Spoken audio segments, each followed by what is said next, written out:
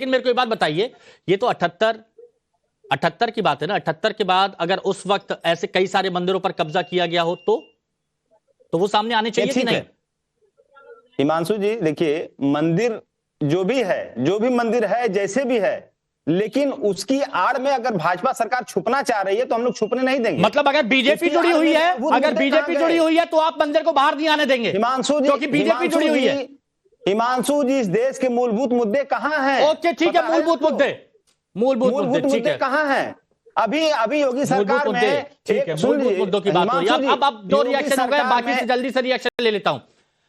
आचार्य विक्रमादित्य जी, सबसे पहले तो फाजिल अहमद जी की बातों का जवाब दे दीजिए कि भैया मंदिर सारे सुरक्षित हैं, मुस्लिमों ने सारे मंदिर सुरक्षित रख रखे हैं, चाहे वो संबल हो चाहे वो वाराणसी हो। बौद्ध मठ की बात हमने कहा, बौद्ध मठ, उसका जवाब भी दूंगा, उसका जवाब भी मिलेगा। रुकिए फाजिल अहमद साहब, आज मैं कह रहा हूं कि इस देश के अंदर इन जितने भी आज सामने जो आ रही है ना जगह, जिस प्रकार से छुपा के रखे हुए हैं, इन तमाम लोगों ने जो है मंदिर हिंदुओं के घर पे कब्जा किया और हिंदुओं के घर के अंदर तमाम उन क्षेत्रों में मंदिर जो थे उनको तोड़ कर उसके अंदर अपना घर बना लिया, अपने रहने की जगह बना ली। और सामने प्रमाण जो सामने आ रहा है ना, काशी के अंदर जो जगह मिली है उसके अभी दरवाजा को दिखाई दे रही थी, पीक तक पड़ी उस दरवाजे के अंदर। वो कह रहा है उस दरवाजे के अंदर कुछ नहीं है, उस दरवाजे के अंदर कोई चीज नहीं है। अभी फाजिल अहमद साहब कह रहे थे साहब कि वहां तो हमने जगह सुरक्षित रखी हुई है, वहां पर आप टिकट तोड़ा।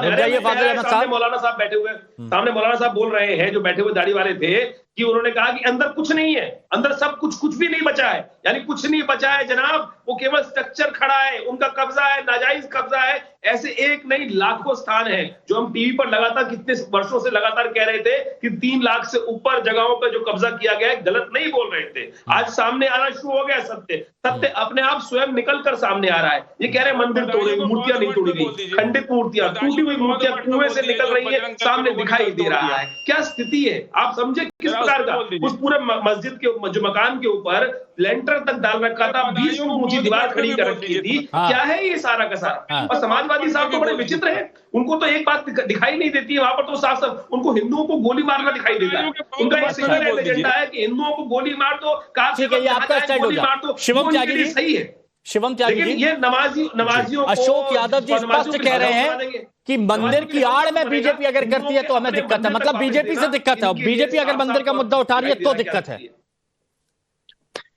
देखिए मैं क्या ही कहूं, मैं एक चीज कहना चाहता हूं। ये अशोक यादव जी जो समाजवादी पार्टी से हैं, वो कहते हैं कि संविधान मत मानो, कानून मत मानो, जो चीज खोद कर मंदिर निकल रहा है उसको मत मानो, मूर्तियों को मत मानो, कुएं को मत मानो, किसी चीज को मत मानो, बस मानो तो प्लेसेस ऑफ वर्शिप एक्ट को मानो। सच बात यह है कि इनको दुख है, दर्द है, ये मंदिर निकल क्यों रहे हैं, ये इन्हीं की तो करतूतें कांग्रेस की और समाजवादी पार्टी वालों की ही है। मैं तो इस बात को सोचकर कहीं ना कहीं मतलब डर जाता हूं कि अगर इस देश में भाजपा सरकार नहीं होती, आदरणीय प्रधानमंत्री जी सरकार में नहीं आते, उत्तर प्रदेश में भाजपा की सरकार नहीं होती, तो ये लोग क्या कर रहे थे, क्या करने वाले थे। आज आपको मंदिर और कुएं दबे हुए निकलकर नजर आ रहे हैं। अगर ये सरकार नहीं होती और 10 साल पहले सरकार सत्ता परिवर्तन नहीं होता तो इस देश में मंदिर छोड़ो, हिंदुओं के घर भी ऐसे ही आपको दबे हुए नजर आने थे। और आज जब निकल रहा है तो इस बात का सवाल नहीं है कि ये मंदिर दबाया कैसे गया, इस बात पर सवाल कर रहे हैं कि खोद क्यों रहे हो।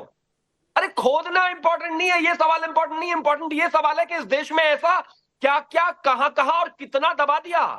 मुगले चले गए, अंग्रेज चले गए, लेकिन ये अपने तरह के अंग्रेज छोड़कर चले गए, जिनके सामने ये हो रहा है। बीच में मत बोलिए फाजिल, बीच में मत बोलिए। और दूसरा एक और चीज, यहाँ ये विषय नहीं है, यहाँ वाकई ये विषय नहीं है कि खुदाई क्यों हो रही है। विषय इस बात का है कि इस देश में ऐसे कितने हजार लाख मंदिर हैं। इस देश में हिंदुओं की, सनातन की संस्कृति की किस तरीके से दबाकर हत्या करने की कोशिश हुई है। कौन सरकारें हैं जो इस तरह से मंदिरों को, कौन लोग हैं, कौन समाज है, कौन एक ऐसे व्यक्ति है कि जिन लोगों के बीच में अगर मंदिर होता है तो वो बंद कर दिया जाता है, उसको खोला नहीं जाता, उसमें पूजा नहीं करने दी जाती, उसके दरवाजे बंद कर दिए जाते हैं। और आज अभी आप एक मौलाना से बात कर रहे थे, अच्छा, बोलते नहीं मंदिर पहले था, अब यहाँ पर कोई पूजा करने आता ही नहीं। अरे पूजा करने आने दोगे तो पूजा करने आएगा ना कोई। यही बात। और यहाँ पर संभल में पैदा कर देते हैं। संभल में हमने उन लोगों से बात की जो यहाँ के बुजुर्ग थे, अवधेश जी, संभल में हमने उन लोगों से बात की जो यहाँ के बुजुर्ग थे, उन्होंने बताया कि क्या हुआ था, कैसे यहां से कई लोगों ने पलायन किया था, कैसे कई लोगों को आग की भट्टी में झोंक दिया गया था।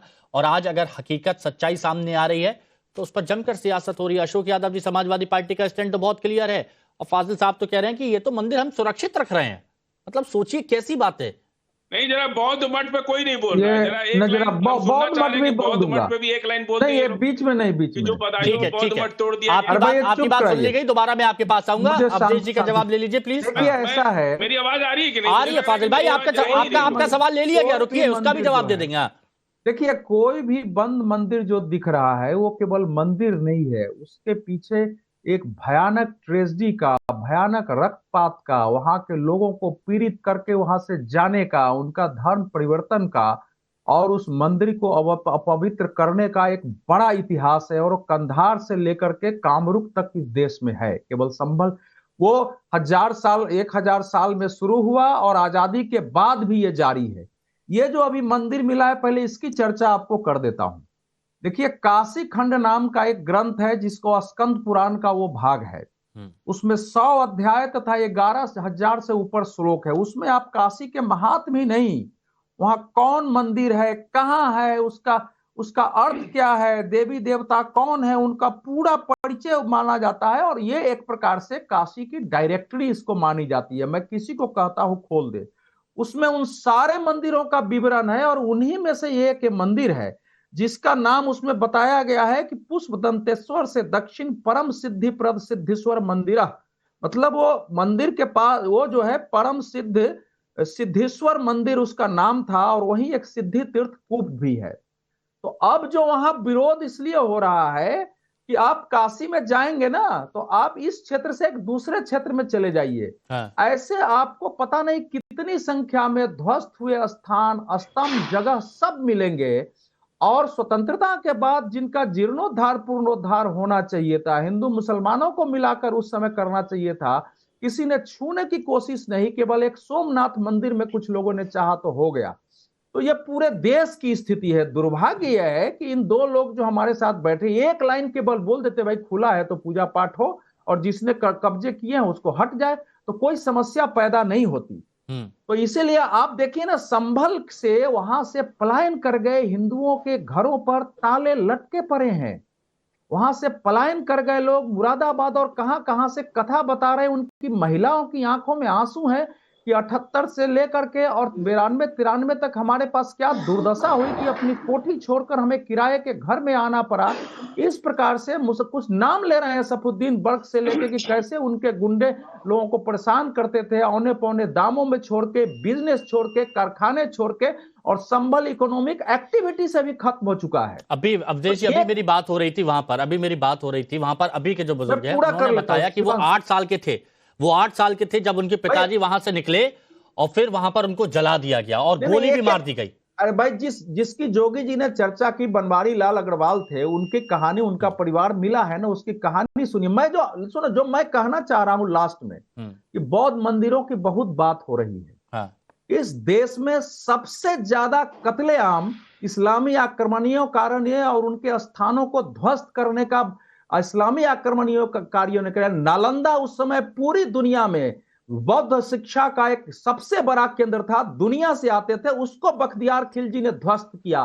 तक्षशिला को ध्वस्त किया। बामियान बौद्धों का सबसे बड़ा केंद्र होता था उस क्षेत्र में, उसको ध्वस्त किया है। और बिना जाने हुए आज ये बताते हुए कि बौद्ध मंदिर हटाए गए, आज अगर ढूंढेंगे तो अनेक उन स्थानों के पीछे। अच्छा, मेरे को एक बात बताइए अशोक जी, आप किस देव को आराध्य मानते हैं? आपके यहाँ पूजा जरूर होती होगी। आप अशोक यादव जी, आपके यहाँ कौन से देव है जो आराध्य जिनकी आप पूजा करते हैं? शिव जी को आप मानते होंगे। अशोक जी से आप बात, मेरा नाम बौद्ध मठ की बात कर दिया तो आपने मेरा नंबर हिमांशु जी, अब इसका जवाब हिमांशु जी देखिए, आप एक तरफ हिमांशु जी कर सकते हैं।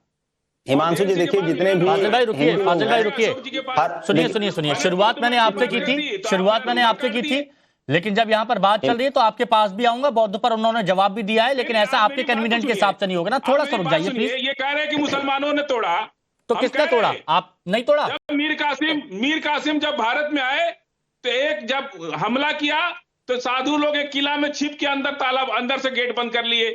7 दिन तक जब नहीं निकले तो मीर कासिम का जाके पैर पकड़ के कहा कि तुम ही विजयी होगे, हमने ज्योतिष से अपना देख लिया, तुम्हारा विजय होने में एक रोड़ा है। बोले क्या? फाजिल अहमद जी, सुनिए, फाजिल अहमद जी, आप भी वहीं पर ही खड़े थे क्या भाला लेकर? फाजिल अहमद जी, आप भी वहीं पर भाला लेकर खड़े थे क्या? इस प्रकार की भाषा जिसके मन में है, हैं? सोचिए। आप ही वहां पर भाला लेकर खड़े थे क्या? फाजिल अहमद एक बुद्धिस्ट भैया, भाला लेकर खड़े थे क्या वहीं पर? ऐसा है, कैसी बातें आप कर रहे हैं वहां पर? सामना कर लीजिए। बिना सर पैर की बातें आप इस डिबेट में मत किया कीजिए प्लीज। आप बोल रहे हैं वहां मंदिर सुरक्षित है, आप बोल रहे हैं मंदिर सुरक्षित है, मंदिरों पर तीर के निशान वहां पर लगे हुए हैं,